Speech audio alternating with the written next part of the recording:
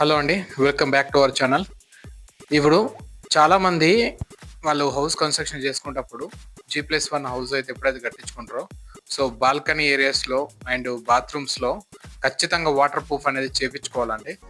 చాలామంది నెగ్లెక్ట్ చేస్తారు, అది చాలా పెద్ద ప్రాబ్లానికి దారితీస్తుంది.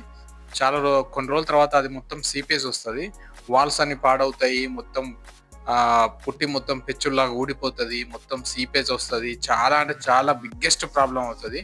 కాబట్టి అస్సలు వాటర్ ప్రూఫ్ అనేది కంపల్సరీ నెగ్లెక్ట్ అస్సలు చేయకూడదండి. సో వాటర్ ప్రూఫ్ ప్రాసెస్ ఏంది అంటే, ఫస్ట్ ఆఫ్ ఆల్ చూడొచ్చు ఇక్కడ ఎట్లా అయితే క్లీన్ చేస్తున్నారో, ప్రాపర్గా ఏ డస్ట్ లేకుండా మొత్తం ప్రాపర్గా క్లీన్ చేసుకోవాలి. సరౌండింగ్ మొత్తం ఇట్లా బ్రష్ బ్యాండ్ అప్లై చేసుకొని సో మనకు గల్తా పెట్టేసుకోవాలి. సో ఇట్లా పైప్స్ వచ్చిన కాడ మొత్తం బోర్ ప్యాకింగ్ చేయించుకోవాలి ప్రాపర్గా, GB2 కెమికల్ యూజ్ చేసేసి. సో టోటల్ కెమికల్ యూజ్ చేసి ప్రాపర్గా అనేది వాటర్ ప్రూఫింగ్ అనేది చేసుకోవాలి. సో అది పర్సన్స్ని కూడా సో మంచిగా వర్క్ చేసే పర్సన్స్ సెలెక్ట్ చేసుకొని ఆ ప్రకారం చేయించుకోవాలి. ఏదో ఆగమాగం చేస్తూ వెళ్తే మాత్రం చాలా ఇబ్బందులు ఫేస్ చేయాల్సి వస్తుంది.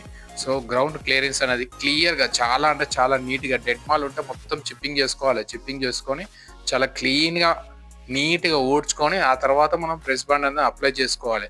ఆ తర్వాతనే చుట్టూ గల్తా మొత్తం పెట్టేసుకొని, బ్రష్ బాండ్ పెట్టిన తర్వాత గల్తా పెట్టుకొని మళ్ళీ గల్తా పైన బ్రష్ బాండ్ పెట్టుకొని ఇట్లా బోర్ ప్యాకింగ్స్ ఉంటే మొత్తం కంప్లీట్ చేసుకోవాలి. కంప్లీట్ చేసుకొని ఆ తర్వాత మనకి ఏంటంటే చిన్నగా స్క్రీడ్ వేసుకుంటారు. సో ఒక ప్లాస్టింగ్ తోటి నార్మల్గా చేసేసి సో మొత్తం వాటర్ పెట్టేసుకోవాలి. సో వాటర్ ఏమైనా లీకేజ్ అవుతున్నాయో చూసుకోవాలి. సో ప్రాపర్గా చూసుకున్న తర్వాత దీనిపైన ఇప్పుడు ఇది చిన్న ప్లాస్టింగ్ చేసింది కదా, దానిపైన సెకండ్ కోట్ కూడా చేసేస్తారు. సెకండ్ కోట్ కూడా చేసేసి పెట్టేసుకుంటాడు ప్రాపర్గా. పెట్టేసుకొని మనకు వాటర్ ఫుల్గా పెట్టేసుకొని ఉంచుకోవాలి. ఒక 3 to 4 days వాటర్ ఉంచుకోవాలి. సో వాటర్ అనేది మళ్ళీ ఎక్కడైనా లీకేజ్ అవుతున్నాయో చూసుకోవాలి. సో మనకి ఏంటంటే బోర్ ప్యాకింగ్ చేసుకుంటాం కదా ఈ పైప్స్కి, సో ఏమన్నా మళ్ళీ లీకేజ్ అవుతున్నాయా అనే ఉద్దేశంతో ప్రాపర్గా మనం చెక్ చేసుకోవాలి. సో చెక్ చేసుకున్న తర్వాత మనం ఏంటంటే ఆ వాటర్ అనేది మొత్తం తీసేసేయాలి. సో వాటర్ తీసేసి ఆ తర్వాత మనం ఏంది సో ప్రాపర్గా మనకు పైన స్క్రీడ్ అనేది చేసుకోవాలి. స్క్రీడ్ కూడా మనకు 12mm బేబీ సిప్స్ తీసుకొని సో ప్రాపర్ స్క్రీడ్ అనేది మనము చేసుకోవాలండి.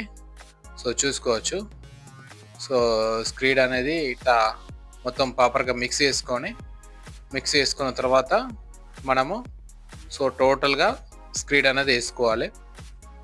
సో స్క్రీడ్ వేసుకున్న తర్వాత మనకు ప్రాపర్గా ఫినిషింగ్ అనేది కంపల్సరీ చేసుకోవాలండి. సో వాటర్ ప్రూఫింగ్ అనేది మనకు చాలా అంటే చాలా ఇంపార్టెంట్. బాత్రూమ్స్లో కానీ అండ్ బాల్కనీస్లో కానీ యూటిలిటీలో కానీ కంపల్సరీ మీరు దగ్గరుండి చేపించుకోండి. లేకపోతే తర్వాత ఏమవుతుంది, మొత్తం హాల్లోకి మొత్తం సీపేజ్ వస్తుంది. సో మీరు చాలా మంది ఇంట్లో చూసే ఉంటారు. సో బాత్రూమ్ వెనకాల మొత్తం సీపేజ్ వచ్చి పుట్టి అంతా టోటల్గా ఊడిపోతూ ఉంటుంది. సో చాలా అంటే చాలా ప్రాబ్లం ఫేస్ చేస్తూ ఉంటారు కస్టమర్స్. సో అది చాలా రెక్టిఫై చేసుకోవడం కూడా చాలా ఇబ్బందికరంగా ఉంటుంది. కాబట్టి ఆ తర్వాత మనం టైల్స్ అవన్నీ వేసిన తర్వాత మళ్ళీ ఈ టైల్స్ మొత్తం తీపిచ్చి మళ్ళీ వాటర్ ప్రూఫింగ్ చేపించడము చాలా అంటే చాలా రిస్క్తో కూడుకున్న పని. సో దానికంటే ముందుగానే మనము ఇట్లా ప్రాపర్గా వాటర్ ప్రూఫింగ్ అనేది కంపల్సరీ చేసుకోవాలండి. సో వాటర్ ప్రూఫింగ్ చేసుకొని మనము ఏంది బాత్రూంలో కానీ బాల్కనీలో కానీ టైల్స్ అనేది ప్రిఫర్ చేయాలి. ఆ టైల్స్ కూడా ఖచ్చితంగా మనకు స్పేసర్స్ యూజ్ చేసుకొని ఎపాక్సీ పెట్టుకోవాలి. సో ఎపాక్సీ పెట్టుకుంటే వాటర్ లీకేజ్ అనేది చాలా మట్టుకు ఉండదు. సో ఎపాక్సీ అనేది కంపల్సరీ ప్రిఫర్ చేయండి. నార్మల్ గ్రౌట్ యూజ్ చేసేదానికంటే ఎపాక్సీ మాత్రం కంపల్సరీ యూజ్ చేయండి.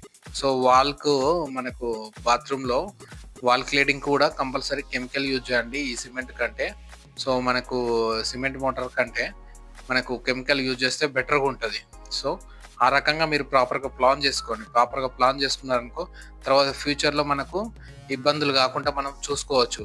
లేదంటే తర్వాత మనము మళ్ళా ఇబ్బంది పడే ఛాన్సెస్ అనేది ఎక్కువ ఉంటాయి. సో ఈ ప్రికాషన్స్ మాత్రం కంపల్సరీ తీసుకోండి.